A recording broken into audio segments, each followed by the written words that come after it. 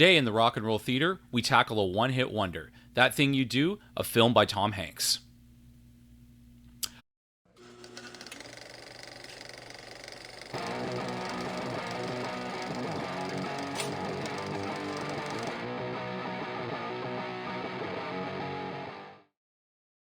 Hello everyone and welcome back to the Rock and Roll Theater Podcast. I'm Jon, joined by my brother Mark. Each week we take a dive into pop culture, music, movies, all sorts of fun stuff. And today we're taking a bit of a different take. We have a fictional band today in the theater, The Wanderers. And we're going to tackle the film, That Thing You Do, which was made by Tom Hanks. That Thing You Do was released on October 4th, 1996, rated PG. It runs 1 hour, 48 minutes. In this case, we're talking about the main theatrical release. There is an extended cut version released on DVD. That is not the one we'll be talking about today. It is classified as a comedy, drama, and musical. It was actually considered a commercial disappointment, grossing only $34.5 million against a $26 million budget. It was written and directed by Tom Hanks, so it's really important to note that this was Tom Hanks' debut as a writer and director. It's claimed that he wrote the screenplay during downtime on the set of Forrest Gump. It was inspired by Tom Hanks' love for 1960s pop and rock music and the phenomenon of one-hit wonders in that era.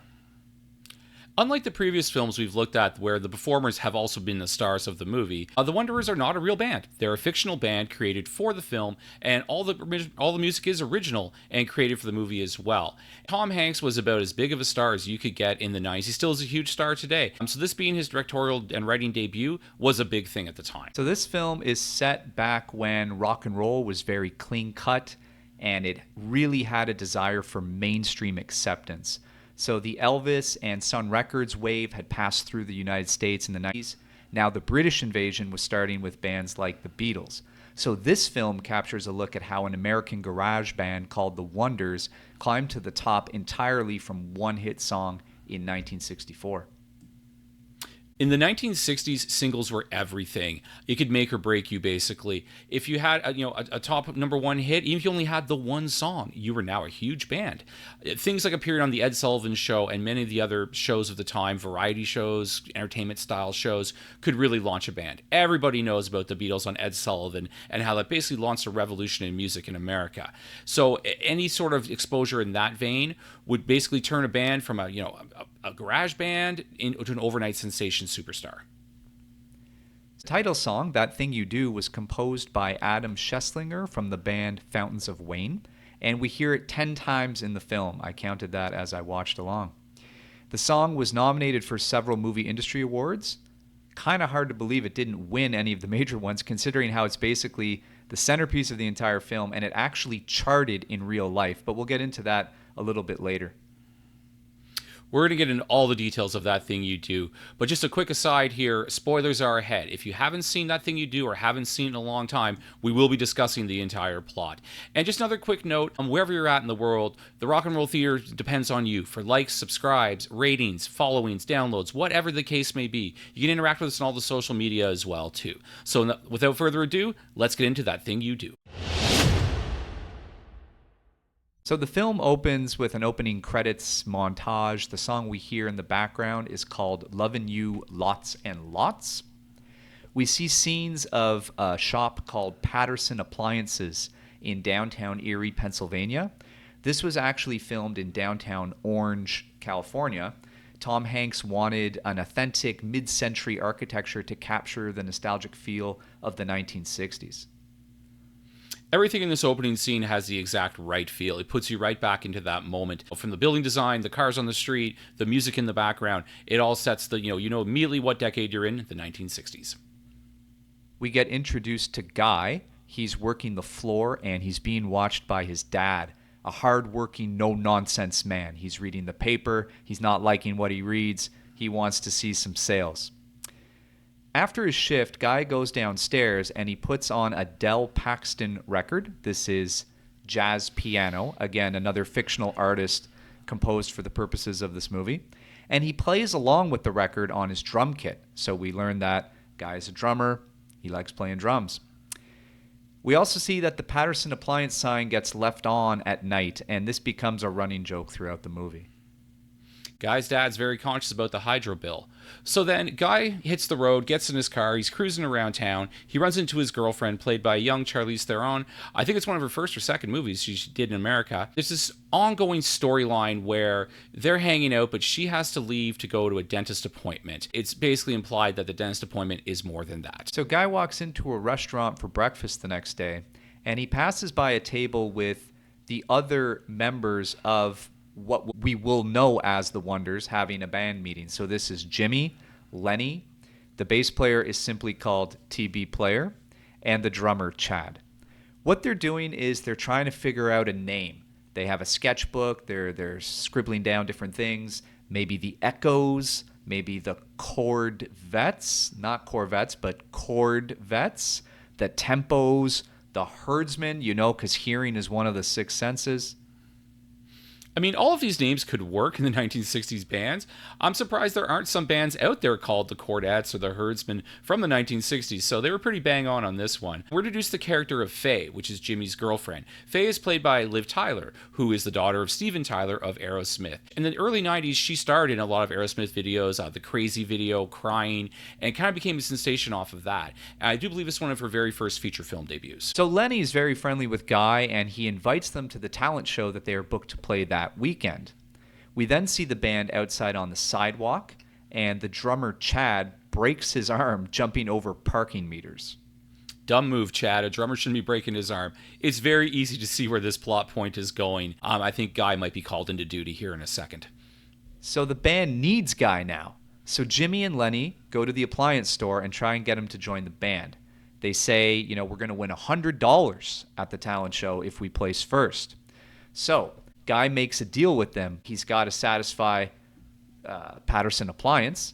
So he says they must buy 2 new record needles and a clock radio.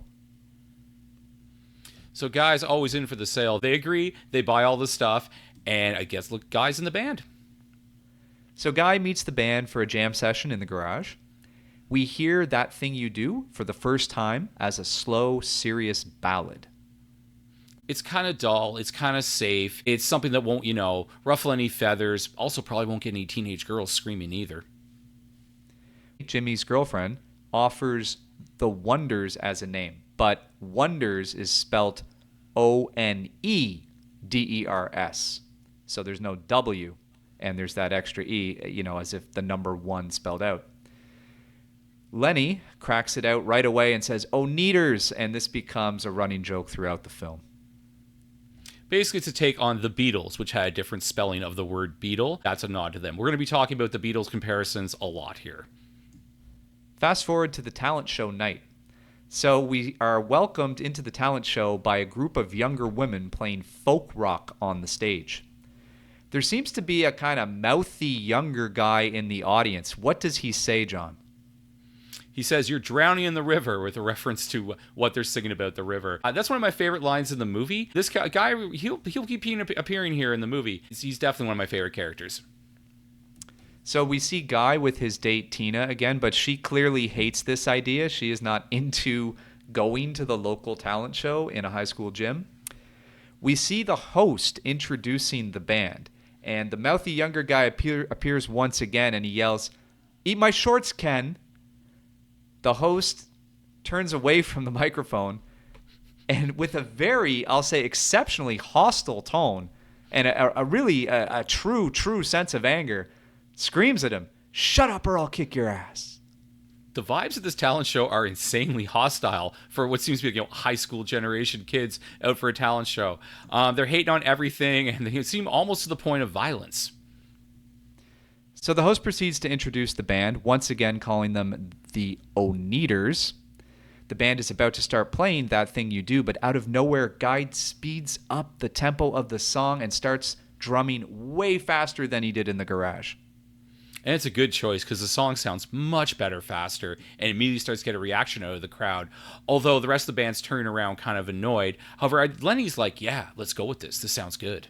It does seem a bit risky, though, because he never really briefed them that he was even going to try to do this. There's only so much time in the movie. I guess we couldn't fit in another scene there where he tries to pull that off. Anyway, so in the moment, Jimmy does try to call it off, but he kind of has no choice but to go with it. The plane does look real, though, I'll add. The actors actually learned how to play for this movie, so it does come off pretty well. In real life, had you started the tempo that way, the entire song would have train wrecked. But for the magic of movies, that didn't happen. And the crowd loves the song. They get super into it. Everybody's up. They're dancing. They're screaming along. And Guy was right. Fast version works. And then they win the talent show with the Wicked category response. They also get approached for a playing gig at Villa Piano's Pizza Parlor. Tina is very impressed now that Guy has this newfound fame, I'll call it. She's not impressed enough to cancel her dentist appointments, but she is impressed. So they get to practice, and Jimmy is super serious about everything. We sense a little bit of joking around, maybe a little bit of tension between Faye and Guy. So now we go to the first show at the pizza joint, and we hear a different song this time. We hear All My Only Dreams. This one is also serious and slow. It's a 50s style ballad, picture like Earth Angel, the Everly Brothers, that sort of thing. And the mouthy younger guy at the show yells for That Thing You Do. And of course they bust into it and everybody loves it.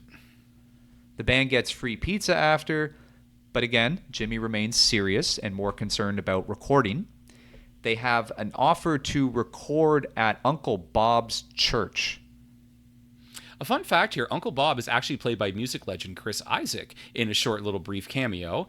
And Bob's got rules though, however, there's to be no bad language. So they do That Thing You Do, and the mix sounds a little bit different, like with more echo on it, I guess kind of reflect the church acoustics. And I thought that was a nice little touch. Probably most people didn't catch it, but I thought it was kind of cool. So Jimmy gets his way, and All My Only Dreams is the B-side for That Thing You Do. So now we're back to the pizza joint for more shows. The band is still being called O'Neaters. We see the mouthy younger guy buying a handful of records. We also see an older polite man buys a record that might be hinting at something in a little bit. Of course, the mouthy guy's their biggest fan, so he bought a ton of records. And then they start into a new song we haven't heard yet called Little Wild One, which is an up-tempo rock number, and the crowd gets so into this that a fire extinguisher is pulled out, sprayed on the crowd, and a riot starts, so there's no time for the encore. The next day, we're back at Patterson Appliance, and that polite older man, his name is Phil Horace, shows up at Patterson Appliance and convinces Guy that the band should sign a record contract. So he has his camper truck parked outside of the store, and the rest of the band joins Guy and Phil in the camper truck. So Jimmy's not sure about signing the contract. He's hesitant about signing anything to do with his music. And I agree, Jimmy. I've worked in the music industry a long time myself. Managers are sketchy and do love to steal your money. But Phil does promise radio play and shows in Pittsburgh, so they sign it. Erie local radio plays That Thing You Do for the first time while Guy is working the floor, and the entire cast hear it, and they run to the store to celebrate it. This is a really good, fun scene. You see all the main characters where they're at when they hear the song, and they all converge in the appliance store to celebrate and party, and they've made it onto the radio. So now we're at the first show in Pittsburgh. It's not going too well. The band is up on stage, but the mics are turned off. There's some bad feedback happening. One of Guy's cymbals tips over. The crowd is not really vibing with what's going on. The host is looking at them from behind the curtain. He's losing patience. We start to hear a few seconds of That Thing You Do, but the sound is really bad. The character of the radio disc jockey, Boss Vig Koss, is played by Kevin Pollak briefly here, another big star. There's a fun scene, too, where when they get there, they think that Boss Vig Koss's dressing room is theirs. So they start setting up and smoking his cigars and eating his food until he shows up and kicks them all out. After the show, Phil takes Guy to a Chinese restaurant to meet Mr. White, played by Tom Hanks, from the record label called Playtone. Seems pretty easy to get signed in 1964. They bombed, but yet they got a record deal. So Guy's kind of suspicious of this, of like, okay, we've played half of a show and you want to give us a record deal. Tom Hanks' character kind of plays off to that and says, Mr. White, I should say, and say, oh yes, Guy, you're the smart one, of course, you know. And we can kind of see where might be going for the Wonders. So, Mr. White decides to rename the band as The Wonders. This time we're spelling it Wonders, so what you would think it would sound like. Jimmy wants to redo the B-side, but Mr. White says no. Mr. White is right. Come on, Jimmy, you've played one real show. TB Player, the bass player, he decides to join the Marines, but he says he can stay on until the end of summer. So the band was very bummed when he said that, but okay, he'll be there for a few months. Mr. White tells Guy he wears shades from now on and throws him a pair of sunglasses. We then go over to the State Fair touring circuit, where the band is being featured on the Playtone Galaxy of Stars. And when the Guys and the Wonders arrive, they are fanboying hard on all the different celebrities from the tour they're getting to meet. They're being super unprofessional. They're trying to sneak into buses. They're basically screaming every time they see somebody. And in a funny scene from earlier, Mr. Downtown, the singer, actually Freddie Fredrickson, goes up to Guy and is kind of nice to him and says, "Hey, nice to have you on here. Your song's catchy." But Guy fanboys out so hard that Freddie just kind of walks away in disgust. So we're at a big show in Columbus. The band is really feeling the pressure. There's radio DJs that are watching. It's very crucial for them to nail this one, and they do. The band nails That Thing You Do, a very fast, upbeat version, and everyone is loving it. They fit right in with what's going on in the scene at the time, 1960s. They're a perfect act to have on this tour, and I think everybody knows it and feels it after this performance. We then go through a touring montage with That Thing You Do as a charting single. So we see it climbing the charts. We see number 93, then number 71, number 49, number 21, and that leads us to another big show. This time we're in Illinois for Dance With Me Tonight. Sounds really good. The playing still feels authentic. It's the first time hearing Dance With Me Tonight. I think it's a really good song, a really strong song. Could it be their second hit? We'll see. Afterwards, we see Jimmy. He's talking to Diane Dane. This is an elder stateswoman, lounge singer type of character. Jimmy's getting very friendly with Diane Dane after the show. They're having a little private conversation in a booth. Lenny's playing Go Fish, trying to fleece some people out of some money. Guy's wandering around being a jazz fanboy and trying to talk up jazz to everyone he meets. However, our bass player is on a bit of a side quest here. He's chatting with the girls from the Chanterlines. So now we hear That Thing You Do again, this time in Wisconsin, and we have some backup dancers. The budget for the Wonders set's clearly been expanded now that the song is rising in the charts. They now have backup dancers, they have risers.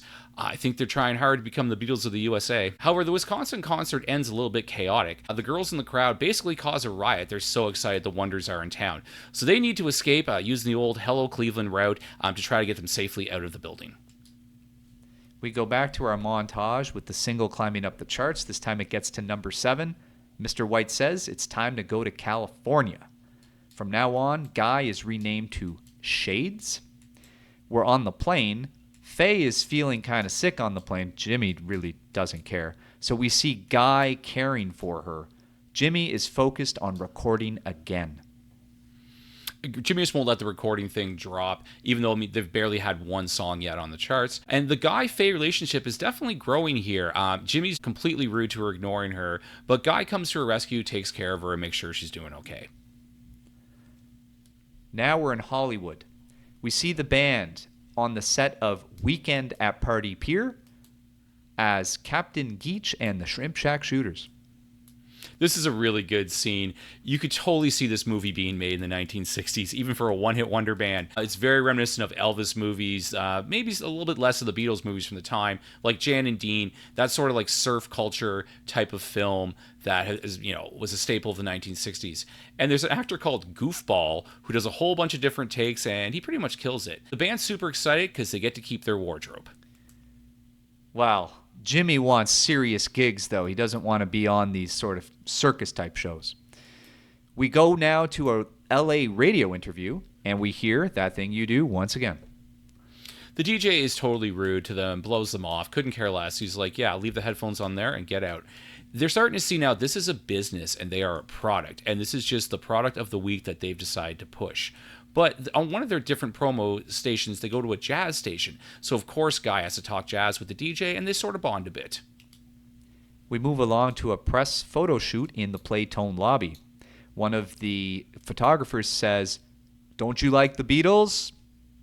Jimmy decides he wants to talk to the Playtone president, but he is not having it.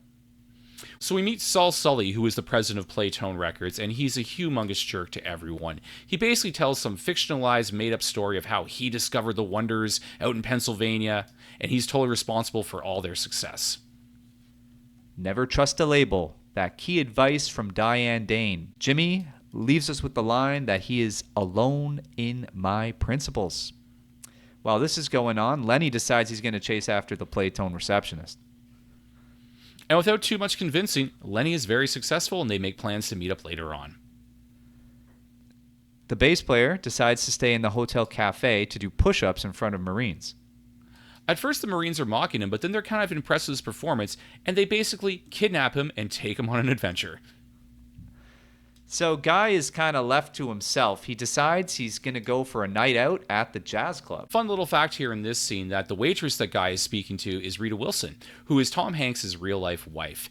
And Guy gets to meet Del Paxton, his hero, who's there hanging out. But Guy's pretty drunk by the time he comes over to talk to him. Del is super friendly to him, however, as long as he's buying the drinks. And he tells a story about how they were both in Germany at the same time and how bands come and go. And his big advice, his big takeaway for Guy is keep on playing, but watch your money. We have now reached the time where we're going to have our big television appearance. Getting ready to be on a variety show, and there's a skit with the Chimples, which is clearly the Beatles, but played as monkeys. Yeah, they're mocking the Beatles on that one pretty hard. Jimmy, though, he's sick. And the bass player, he's never returned. They show a montage of him at Disneyland with the Marines. So, Mr. White's got to do something drastic here. He brings in the Wolfman to replace TB Player. The Wolfman is a hired gun and a smooth character. You kind of get the feeling Mr. White had this guy lined up from the second he heard, oh, our bass player is leaving later on to go to the Marines. And this guy clearly knows the song and is ready for TV. So, we hear That Thing You Do for the 10th time live on TV. The crowd is loving it. Everyone's super happy. People are screaming. The cameramen are yelling at each other to make sure they get the perfect shot. We see some text on the screen when they flash to Jimmy, and it says, "Careful, girls, he's engaged. Jimmy is furious." It was common back in the day for these record companies just to make up whatever backstory, fictional backstory they wanted for their performers. Very famously, the Beatles, when they first came to America, they were told in the press that they were all single. In fact, it was not even further from the truth. I do believe John Lennon was already married when the Beatles came to America for the first time. So it's not surprising they never just make some funny thing up to put on while he was playing.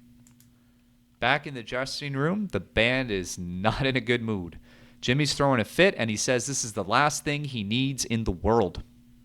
Faye is pretty offended with how Jimmy is taking all of this, so she decides to break up with him right then and there. Jimmy's comeback should have dumped you in Pittsburgh.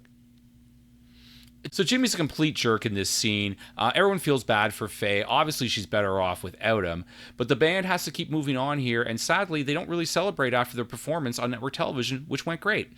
The band has to meet up in the studio with Mr. White to record. Jimmy's finally getting to go to the studio, but Mr. White wants to record a bunch of cover songs, which was really common at the time. Bands would have an original song and then several covers in between to keep everything rolling. Jimmy refuses to do this, basically breaking up the band right there on the spot, and the Wonders are finished. But the movie doesn't end here. Guy decides he's going to stay in the studio, and he starts playing alone. Del Paxton walks into the studio and sits down at the piano, starts playing with Guy. He tells the engineer to record it, and now we have this wonderful session of Guy and Del Paxton freestyling it. So we see Guy tracking down Faye before she leaves to go home to Pennsylvania. Faye tells Guy that everything that's happened, all the success of the Wonders, is basically because he joined the band. And I agree with her. He changed their sound and made them sound like a more modern 1960s style band, instead of the 50s tearjerker ballads that Jimmy was trying to do. And then we get the ending that's been teased from the very start. They kiss, they embrace, they're clearly now a couple, and that's kind of what we wanted from the very start. We move on to some ending text screens. We see that Guy and Faye got married and had 3 kids in California. Then they moved to Washington State and founded a music conservatory where Guy teaches jazz composition. Jimmy, went on to form the Herdsmen and made 3 gold records for Playtone. So I guess, Jimmy was the talent and was onto something. He kind of proved himself with that one. Jimmy wrote the songs, not Guy. And we see that TB, the bass player, served in Vietnam, so I guess the kidnapping went good. Lenny is now a manager at a hotel casino in Nevada in Vegas. Then we go to the credits. We hear I Need You, in brackets, That Thing You Do, which is sort of, it is its own song, it is its own piece on the soundtrack, but it does kind of sound like That Thing You Do. Yeah, they're pretty similar. We'll talk about it later. That's That Thing You Do. Let's take a look at the film's soundtrack. Released on September 24th in 1996. This is a soundtrack album. It is classified as by The Wonders, but obviously we know that that's not a real artist. Its genre is pop, rock, power pop, jangle pop, jazz. It's on Playtone/Epic Records, so I guess Playtone being the fictional component, Epic being the real component. So what's important to note here is that this was nominated for several awards. It was nominated for an Academy Award for Best Original Song. It did not win it. I believe the winner was You Must Love Me from the film Evita starring Madonna. But obviously we all know the song has done very well on the real charts. It charted to number 21 on the US Billboard 200. It received some certifications. It went gold in Canada. It went platinum in the United States. So obviously this did very well. Let's go through what we have here and get some reaction. I'll start with this. The first song, Loving You Lots and Lots, the Norm Wooster Singers. This is what opens the movie. Apparently the music is by Tom Hanks, okay, and it's a male chorus type of thing. It's the intro to the movie, kind of sets the stage. Makes sense to have to be the first song on the record. Kind of got a barbershop feel to it almost. Yeah, exactly. Second song, the title track, That Thing You Do by The Wonders. It's the centerpiece of the film. It's a very strong song, and you feel like you know it. You feel like this is a part of the canon of 60s British invasion or American rock and roll music. If I put on a compilation of songs from that time and threw that one in there, you wouldn't know a difference. That's how well done this song is. It is the homage to the 1960s, and they did an excellent job on it. Little Wild One, The Wonders. This is a fun 1950s, 60s style rock song. It kind of has the same harmonies as That Thing You Do, and yet again, it fits right in with the time, fits right in with what they're trying to get to. It has a very kind of a Beach Boys vibe to it as well, and it kind of has a 50s, guitar solo, bit of a surf sound to it, so that's kind of cool. Dance With Me Tonight, The Wonders. Also featured in the movie, it's a strong song. I could have been featured a little bit more, actually. I think after That Thing You Do, it is the best song on the soundtrack. It has a more USA sound, though, I would say, though, than a British sound. And Dance With Me, how many songs are called that these days? I can think of about, 10 off the top of my head. But still, I think that could have been the Wonders' second hit had they stuck around. Yeah, I definitely get the vibe, even though I know the British invasion was happening at that time. This does definitely feel American, for sure. Absolutely. Next, All My Only Dreams, The Wonders. This is a song Jimmy wrote for Faye and was pushing very hard to be the second single from The Wonders. It's a ballad, it's a 1950s style tearjerker. It fits right in with that Everly Brothers, Roy Orbison type of sound. Next, we have I Need You, in brackets, That Thing You Do. This is the song by The Wonders that closes out the credits.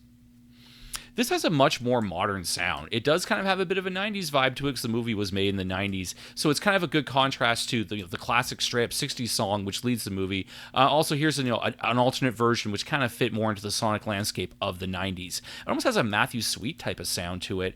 And, of course, That Thing You Do is the refrain in the song. The seventh track is She Knows It by the Herdsmen. And the Herdsmen, of course, is a little inside joke there. That's Jimmy's band after the Wonders broke up. I like this song. It kind of have a 90s feel to it and a 60s feel to it, kind of mixed in both. And there's a nice clapping chorus, which the clapping effect isn't used that much today in modern songs. But if you go back in the 60s and in the 70s, there was a lot of tunes that use this. Mr. Downtown by Freddie Fredrickson. Ah, yes, a guy's favorite song.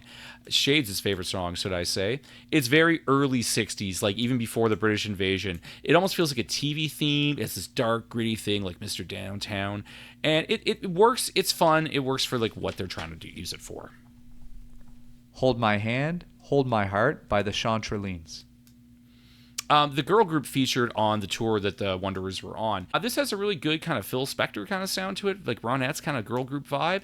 And yet again, you think you know this. If I put on a compilation of those girl groups in the 1960s and I put that on there, you wouldn't know it wasn't from the 60s. Voyage Around the Moon, the Saturn V. This is a quick instrumental. It's definitely a surf rock type of thing. Not really sure why it was included, but it's there. My World Is Over from Diane Dane. Diane Dane is the older lounge singer also on the tour with them. This is exactly what you think it is. It's a lounge song. It's a breakup song. I didn't like it much. Drive Faster by the Vicksburgs. Total Beach Boys, Jan and Dean ripoff.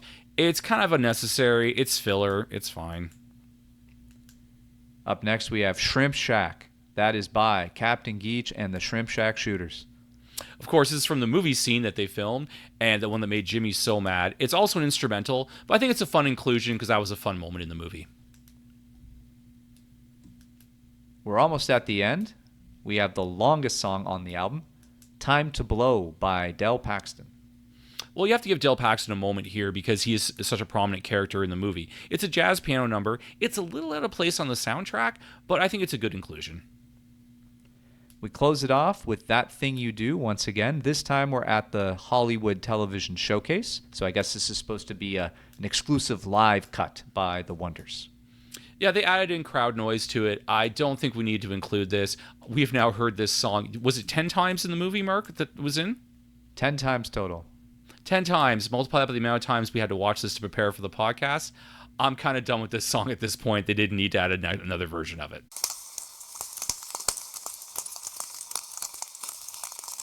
Let's take a look at some of the critical reception for That Thing You Do. It scored 93% on its tomato meter and 78% on its popcorn meter on Rotten Tomatoes. I kind of thought these values might be closer together. It seems like there's a gap between what critics and audiences are feeling for That Thing You Do. It scored a 7 out of 10 on Internet Movie Database based on 77,000 ratings. That seems kind of low. Yeah, I was a little bit surprised when you gave me the numbers here. 7 out of 10, I would have figured this was an 8, 8.5, maybe even a 9 for sure. I do remember when the movie came out, and to me it felt like it was a hit. I remember the song being on the radio. I remember the trailers. So I'm a little surprised the movie didn't make money, and it's only rated 7 out of 10. Roger Ebert of the Chicago Sun-Times gave it 3 out of 4 and said, "The movie may be inconsequential, but in some ways that's a strength. Without hauling a lot of deep meanings, it remembers with great warmth a time and a place." I think that's pretty accurate. It is light. It's not a heavy movie. It's not going to get you down. It's definitely upbeat. They don't cover too many serious themes. Again, this is when rock and roll was very clean cut and striving for mainstream acceptance. So there aren't darker tones. There aren't drugs or violence or anything like that. It's a pretty upbeat movie. I think that's good, but maybe, I don't know, maybe some critics and some audience members think that in order for a movie to be good, it has to be very deep and moving.